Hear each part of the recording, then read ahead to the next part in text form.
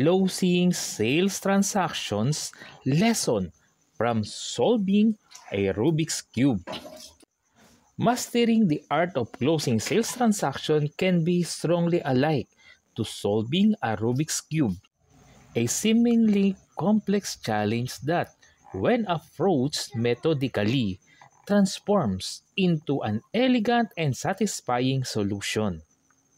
Both processes demand not just effort, but strategic thinking, adaptability, and an unwavering focus on alignment and progress.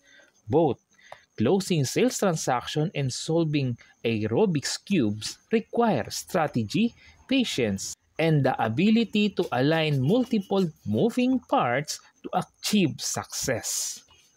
Let's explore how each stage of solving the cube reflects important principles in closing a sales transaction.